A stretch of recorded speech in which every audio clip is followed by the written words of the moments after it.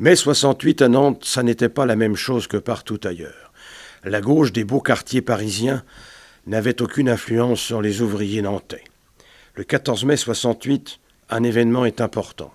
C'est l'occupation de l'usine Sud Aviation, aujourd'hui Airbus, usine occupée par des ouvriers qui, pendant un mois, vont retenir aussi le directeur Pierre Duvauchel dans les locaux de Sud Aviation. La question qui se pose, grève totale ou grève tournante? La petite section force ouvrière qui existait avec notre leader représentant syndical Yvon Roqueton, prenait l'arrêt de ces mouvements tournants et prêchait pour une grève totale. Jusqu'à présent, nous n'avions pas réussi à être entendus. L'ISEE, bien entendu, faisait son chemin dans la masse des travailleurs, dans les ouvriers. Et cet après-midi-là, du 14 mai, l'après-midi du 14 mai, rebelote, redébrayage.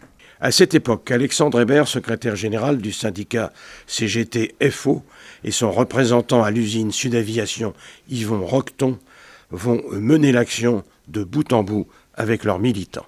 Avec une garde rapprochée, on a cerné le podium, on a fait monter Yvon sur le podium. Il a pris la parole. Alors au départ, essayant d'être bousculé par les représentants CGT et CFDT, mais l'Assemblée qui était autour a répondu qu'il fallait le laisser causer, y compris les militants de la CGT et de la CFDT. Et à la suite du discours, ils vont proposer la grève totale. Et la grève totale, les gens ont dit, ont levé la bras en disant « on est pour la grève totale ». À la Bourse du Travail dans le centre-ville de Nantes, les organisations syndicales s'organisent, mais pas toujours du même pas. Ces organisations, ces appareils, comme on dit, ceux de la CGT, de la CFDT, de la CFTC, s'interrogent sur les actions menées par les ouvriers en grève de Sud Aviation.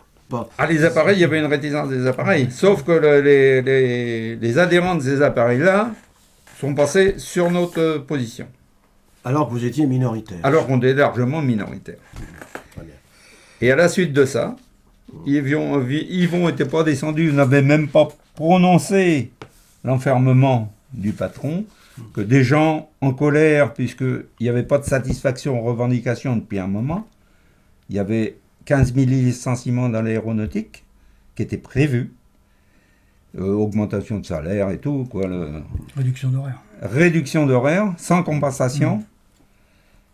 Et une frange de militants de tout secteur est montée dans leur bureau et a bloqué le patron. Il faut dire que la veille, il y avait quand même eu une anecdote. À la suite de discussions, le patron avait quitté la salle de réunion et s'était réfugié au niveau de l'aéroport dans la tour de contrôle.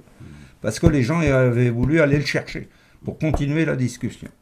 À 400 km de Paris, les chefs de mai 68, Cohn-Bendit, Guesmar, Sauvageau, Field et d'autres, n'ont pas beaucoup de poids ni de prise sur les ouvriers grévistes de Nantes.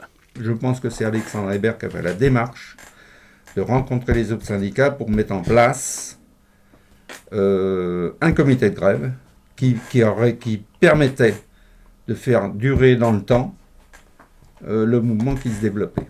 Et maintenant, beaucoup d'années après, quels souvenirs et quelles pensées de ces chefs? En mai 68, on n'avait pas beaucoup d'écho de ces gens-là, parce que nous, ce qui nous intéressait, c'était la revendication au niveau local. Le terrain. Le terrain. Nous, on a eu l'occasion de distribuer des tracts appelant déjà à la grève générale. Cependant que l'unité syndicale commençait à poindre, les pouvoirs publics, mairies, préfectures, tentaient de dédramatiser la situation. Cohn-Bendit, quand on le voit à la télé comme ça, c'est lui qui a tout fait.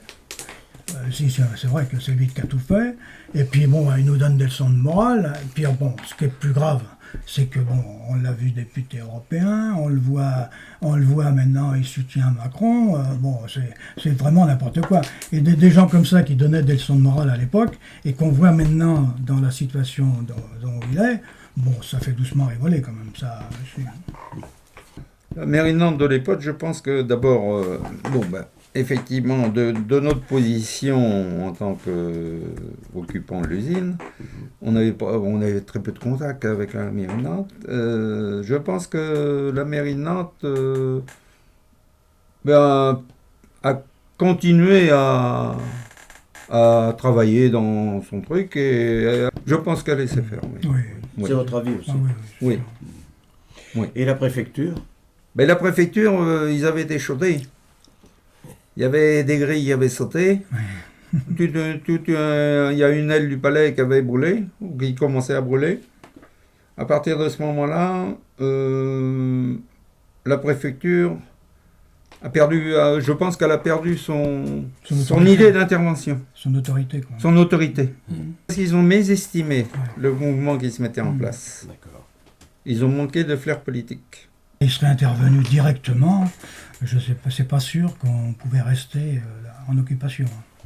Mais par contre, ce qu'on avait fait, c'est qu'on avait mis autour, disons, de l'entreprise, on avait mis des postes de surveillance tout autour pour justement prévoir si éventuellement les CRS pouvaient, disons, intervenir. Parce que c'était ça aussi à l'époque. Vu les événements qui s'étaient passés, je crois que c'est la veille ou l'avant-veille. Oui, la veille. La veille. C'est ça aussi. Bon, ils ont eu peur. Ils ont eu peur. Il y avait une manifestation qui était Ils ont eu importante. peur d'une manifestation insurrectionnelle. Ouais. Et ils ont dit, je pense qu'ils ont dit, si on intervient, il y aura un serment du grabuge. Et il fallait surtout pas qu'il y ait de sang sur les pavés. Que reste-t-il 50 ans après? Des slogans, nationaux ou parisiens, illusions lyriques, sous les pavés et la plage, où en sommes-nous? Mai 68, ça a été aussi la reconnaissance de la puissance, même si au niveau syndiqué, il n'y a pas des milliers de syndiqués, il y a des milliers de syndiqués en France, mais enfin, c'est très bas, hein, faut reconnaître. Le pouvoir en place a quand même reconnu la puissance des mouvements syndicaux. La classe ouvrière, elle est toujours là. Hein. Parce qu'il ne faut pas grand-chose des fois pour que ça... On ne sait pas. Hein. Le 14 juin 1968, les ouvriers de Sud Aviation reprennent le travail. Ils ont voté finalement à 55% pour cette décision. Après ces journées d'occupation, on fit un constat. Jamais l'usine n'avait été aussi propre.